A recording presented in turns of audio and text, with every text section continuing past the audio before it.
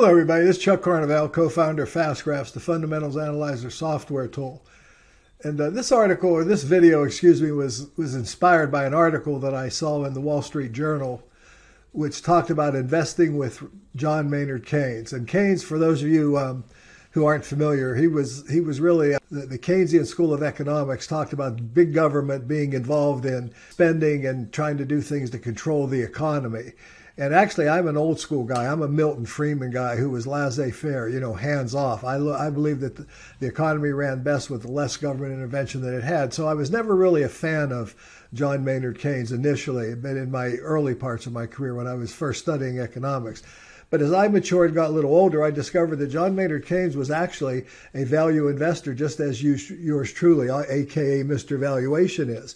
And so I started to change my attitude. So I describe it as a love-hate relationship. I hated his basic economic theory of government intervention into the economy by increasing spending and doing other things where the government was being involved, versus my hands-off, laissez-faire, Milton Friedman type economy, but yet we were soulmates. In fact, John Maynard Keynes had a very successful career as an investor. He also had some real problems as an investor. At one point, he lost, during the Great Depression, he lost over 80% of his money. So, there were some real issues that John had to live through, like all of us as investors do. We learned from our mistakes, and we learned from the school of hard knocks, if you will, what we were, taught by the market over many years. And I've been doing this now I'm in my 50th year. Actually, I know I look a lot younger than that, but I'm in my 50th year as an investor. And when I looked at the article I saw in the journal and I read John Maynard Keynes' 6 key principles of investing, they really serve as a great outline for my own investment philosophy. So I thought it'd be fun for me to go ahead and go through John Maynard Keynes' 6 principles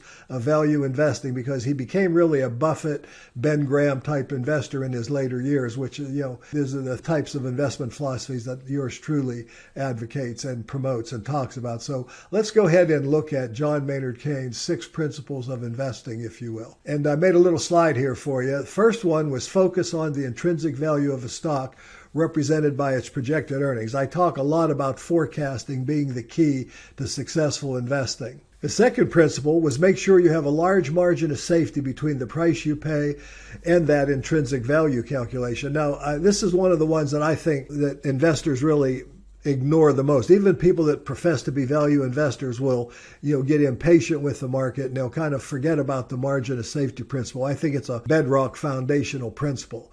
And then third is think for yourself and even be willing to be a contrarian if necessary. I offered a quote once in an article I published. I said, a lot of people run with the herd and they take their leave from stock price action. If prices are going up, it's a good stock. If prices are going down, it's a bad stock. But I said the problem with running with the herd is that your ultimate destination is the slaughterhouse. So I do believe that it is important to be a contrarian, especially when the markets are misbehaving. And then number 4 was maintain the steadfast holding of stocks to limit transaction costs. This is another way of saying, buy and hold. Buy and hold is really germane to being a value investor, because if you're buying and holding, it simply means that you're investing as a partner shareholder in the business and you're not playing the stock market. And I think that's critically important. And then concentrate your portfolio in a few great companies. There's been studies done. I've written about this recently and blogged about it recently that, the studies indicated that once you get past 16 holdings, you've basically gotten all the benefit that diversification offers. And Peter Lynch, in his great book, One Up on Wall Street, warned us that, you won't want to participate in diversification. You want to have a portfolio that's concentrated, but diversified enough to protect you, but concentrated enough so that you can know a great deal about the companies that you're investing in, because knowledge is truly power. And then finally, have the right temperament, balancing equanimity and patience with decisiveness. I also say often that, a portfolio is like a bar of soap. The more you handle it, the smaller it gets. You don't need to be impetuous with your investing, but at the same time, you need to be level-headed. You need to apply common sense and good judgment and reasoning, and you need to have the proper tools to make those decisions. I think Buffett put it so eloquently once when he talked about it doesn't require a stratospheric IQ or inside information or anything like that. You just need to have, the temperament that allows you to remain calm in very tumultuous markets. So these are John Maynard Keynes' 6 key principles of investing. And so what I'd like to do now is go ahead and go through those with some examples for you. So let's start with number 1, focus on the intrinsic value represented by its projected earnings. I think this is extremely important. So I'm using Apple here. Apple is one of my favorite stocks. I owned this stock for many, many years. I made a lot of money.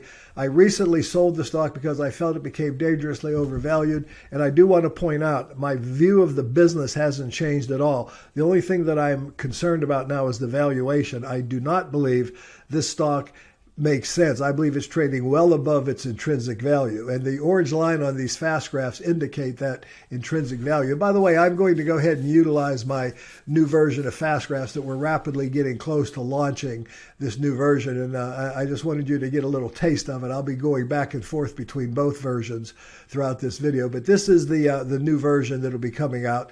And what you're looking at here is a historical growth rate. I want you to note that Apple traded, the orange line, the PE of this orange line is a PE of 17.25, which equals the company's growth rate over this time frame.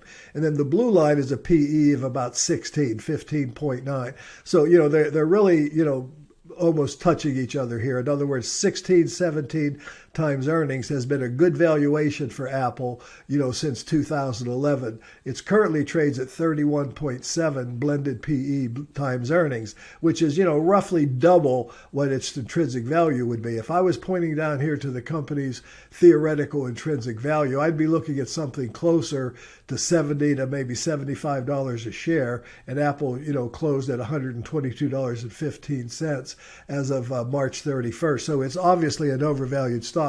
When I look at it from the forecasting point of view, I get down here again, I get that, I could even get a price as low as $60 a share if it was trading at 15, because the key point that Ben Graham made was represented by its projected earnings, forecast earnings growth, and there are 42 analysts, I want you to notice, that are forecasting about, a rather weak year in 2022 of about 5%. This year, we're forecasting 35%, followed by 7.5%, followed by 8.5%. That comes out to about an 11.91% average. Now, when you consider the $2 trillion, plus market cap of this company, and by the way, market cap is one of the reasons we haven't launched. It's not really working yet on this new program, but the majority of it is. So the point I'm getting at is, this is an extremely large company. For it to grow at 11 or 12% a year going forward would be an extraordinary feat. And then analysts, expect a lower number going forward, but that's actually not working. Let me not show you that. So, an 11.91% forecast growth rate is great, but that would only give Apple a valuation multiple of about 15, in my opinion. That's not fast enough growth to warrant a PE, certainly of 31.7. So, I don't consider Apple to be a really great buy here at these levels. And, the idea is that you want to look for projected earnings, and you want to look for stocks whose projected earnings give you the opportunity to make money. So I'm going to take a look at an example here for you. I'm going to go ahead and let me get my historical graph. I'm going to go ahead and look at DHI, or Dr. Horton Inc., which is a home building company, obviously. And when you look at this stock from a standpoint of its future, you see the fact that it is trading at a discount to its forecast earnings growth rate. So when I'm looking at forecast earnings growth here of 43% for this fiscal year, 14% for next fiscal year, I have an incredible opportunity here in a company like DH Horton. Home building is very attractive and very hot, but I also want you to notice this stock also has some pretty good momentum. The difference is I can buy it at a blended PE of 11.5 rather than 31 times earnings. And when I look at the forecast growth rate going out here, I've actually got expectations of higher growth for DH Horton than I did on Apple. I can buy it at, almost a third of the valuation. So to me, that's just extremely critical. Now, the next principle that I want to talk about with John Maynard Keynes was this idea of make sure that you have a large margin of safety between the price you pay and the intrinsic value. So when you're looking at the margin of safety, you're looking for stocks that have a margin of safety. You've got several on this list that do. For example, let's look at the financial company Allstate. Financials are trading at a discount to their intrinsic value. You see a lot. I've got Prudential is another one that I can show you here. And what I'm also trying to focus on here is notice how quickly the new version works. Those of you who are subscribers, you've been frustrated. Prudential had a really good margin of safety. That margin of safety is, closing up right now if you look at the normal multiple. But, this is a 15 multiple stock, and I can buy it at a blended PE of 8.6. So again, I've got a margin of safety here. This is what I want to be looking for. And it's very, very hard to find in today's market. I think that's really, the key point. And then the next principle is that you want to be a contrarian. Okay, you want to take a contrarian view. And, most investors take their lead from stock prices. They actually, they like a stock if it's going up. They hate a stock if it's going down. And I get this kind of comment all the time. I can go back to CVS here, and I can go back all the way to the beginning of 2014. That isn't the peak price, and measure performance, and you're looking at a negative 1.6% annualized rate of return since December 31st, 2014. So you've got 5 over 6 years of very poor performance. But what's not taken into consideration there is the fact that this stock was actually significantly overvalued in 2014. And then it reverted to the mean. And if you measured it since it's been fairly valued, you actually would have broke even owning the stock. In other words, including dividend income, that is. The bottom line is valuation matters, and it matters a lot. Now you can pick up this stock at a great margin of safety, and that's what you want to look for as an investor. But again, it's based on projected earnings going forward here. We've got very significant rates of return expectations that we could, possibly enjoy by looking at a stock like CVS today. So that margin of safety is in there.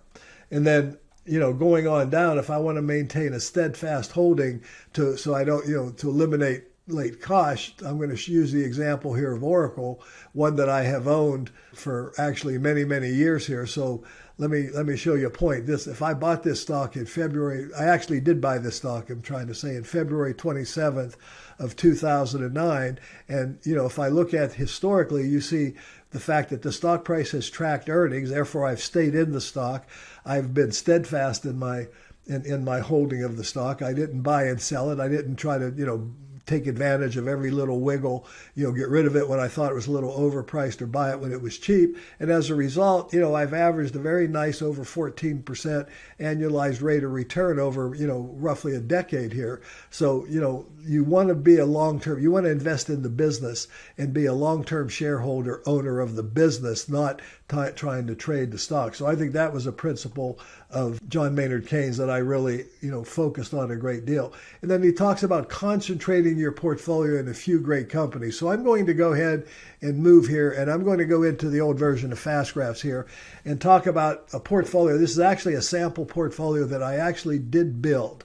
Okay, and I'll show you the details here in a moment. But the key is, I mentioned the fact that I believe that once you get over 20 stocks, so these are 20 stocks. In other words, 5% invested in each of these companies at purchase. These were stocks that were bought a couple of years ago. I'll show you the dates here in a moment. And they were bought and held on to. Okay. And all of them, not all of them, but pretty close to most of them had a nice margin of safety. But the point is, I'm going to use this portfolio now to illustrate that by owning 15 or 20 stocks, you can know a lot about each of these companies, number one. But then number two is you could buy them at nice margin of safety. So the first one was AbbVie. Now, I bought these stocks in the summer of 2019. Most of them are approximately the same date here. And so you can see that by, buying AbbVie here, when it was, undervalued and had a nice margin of safety, I'm averaging over 24% a year over about a, we'll call it right at a 2-year holding period here. And I've got this nice margin of safety, and I still believe I've got a lot of profitability left in this company. Another one that I purchased was Amerisource Burger, and I bought it on June 12, 2019. Once again, it's now kind of reverted to the mean. By buying it at that margin of safety, I was able to eke out a nice 21% rate of return. All I'm really trying to show you here is the power of buying these stocks when they have a margin of safety. Alexion Pharmaceuticals is another very fast-growing pharmaceutical company, but I do want to point something out.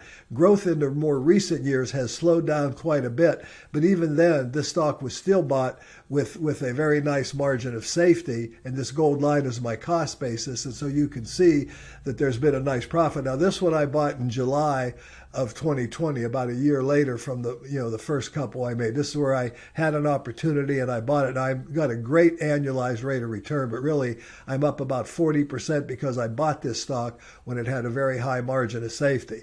Amgen is another one that I bought in 2019. I had a real nice margin of safety in Amgen. I was able to buy it when it was inexpensive. It's still buyable today from a standpoint of being in fair value, but it doesn't offer the margin of safety today that it did when I bought it. So I'm getting a rate of return here that's, I want you to notice, that's significantly better than the growth rate that the company achieved since I've owned it here, because I bought it with a margin of safety, which is also another fancy way of saying I bought it when it was significantly undervalued.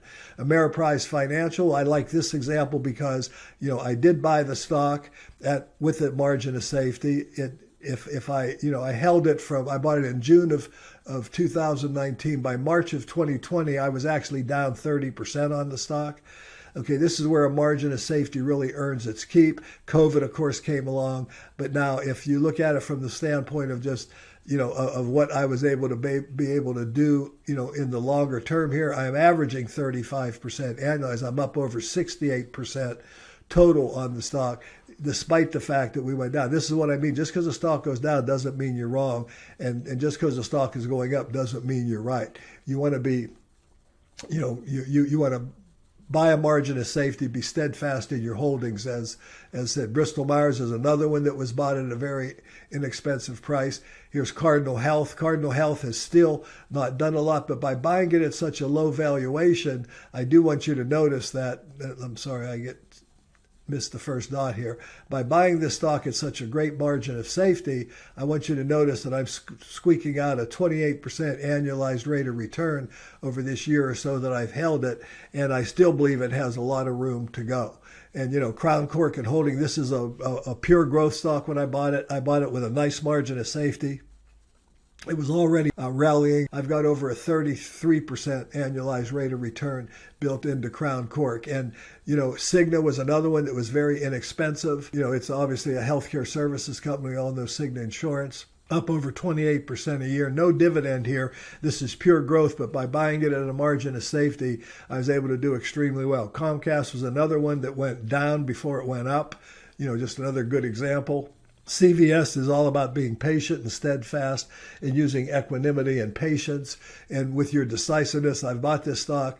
I've seen it go up and down quite a bit since I've owned it, or since it was owned in this portfolio, actually. I'm going to make that distinction here, and I'm I'm trying to go too fast for you. It's up about 25% annualized, mainly because I bought it with such a great margin of safety. That's the critical factor here. FedEx. Now, this is an interesting one because when COVID came, about the time COVID came, FedEx canceled their deal with Amazon. And the earnings when I bought the stock actually were showing a much higher result. The stocks, I wonder what the analyst scorecard says. Let's look. Yeah, the numbers came down dramatically. The analysts missed the estimates. They were forecasting a much higher number than we actually got. So FedEx initially dropped precipitously, and then, of course, now they've kind of regained their traction. Earnings growth was, extremely strong last year. It's expected to be extremely strong this year. And now I've got a really nice profit made on FedEx here. And now this one is probably no longer offers a margin of safety. And the reason I mention that is it would still technically be buyable if you're willing to forgo the margin of safety. But by buying it with a margin of safety, I really was able to protect myself and do extremely well in the long run. Foot Locker is another one where literally their business got shut down. The stock initially was horrible looking, but I still believed in the company. I recognized that what had happened to the company was not something that management did badly. It was something that was totally out of their control with COVID. Anyway, by holding on to this stock and following, the principles of sound value investing and investing with the margin of safety in the first place, I'm eking out a 20% annualized rate of return. General Dynamics is one that I bought just at fair value. It has been a stock that was overvalued for much of its time, and there were times when I could have bought it at a margin of safety. But long story short, I'm eking out a profit. I really like the company. I think it's attractively valued right now, but there isn't the margin of safety that that I'm professing. Omega Healthcare is a REIT. It was bought with a tremendous margin of safety when I was able to first purchase it back here in March of 2020, and I'm up over 44% on this stock, and not because the business has done so great. I want to make that clear, because I bought it with a margin of safety. That's the message I'm trying to hammer home here. Penske Auto was bought with a margin of safety. They even cut their dividend for a period of time during COVID, but now the stock has done very, very well, and you can see that I'm up pretty significantly on Penske as well. So I'm just going to kind of just go through the rest. Principal Financial Group, again, it dropped dramatically. I'm now eking out a little bit of a profit on it. Royal Bank of Canada, this is it's trading in the U.S. dollars, but it with a decent margin of safety. You can see it's moving back up towards its intrinsic value and doing quite well. And then finally, SnapOn Tools, which is was a nice software A-rated company, growth oriented, bought it at a margin of safety, bought a little bit on the upswing, and now this is one that I just sold. I don't show it here selling it, but I just sold it yesterday only because I still like the company probably as much as I did when I bought it, but I no longer believe it has the margin of safety. A little bit impetuous with this one, but it's one that I feel like when I'm looking at forecasts here, the numbers don't look anywhere near as good as I originally thought, and they certainly don't look as good as their historical numbers. I show this example to kind of speak to the sixth principle: have the right temperament, balancing equanimity and patience with decisiveness. I decided to make this decision to sell this stock. I felt like I had bought it at a great value. Keep in mind, I would have preferred the price to have stayed along this orange line, and I'd have been a happy holder of SnapOn. Anyway, I hope you enjoyed this presentation of the 6 key principles of Keynes. It gave me a chance to talk about some of the more foundational principles of value investing, something I'm very passionate about. I do believe this margin of safety concept is the most important message here of all. And it's one that is so easy, especially in a hot market like we're in today, to ignore. But I believe that, there are times when you can invest in almost any company with a good margin of safety if you're willing to be patient enough and let the price come to you. Eventually, stocks seek their intrinsic value, and they often overshoot them on the upside as well as the downside. Anyway, this has been Chuck Harville saying thanks for watching. I appreciate you all as always. Give me a like, give me a ring the bell, subscribe if you haven't already subscribed to the channel, and I look forward to talking with you again real soon. Thanks for watching, everybody.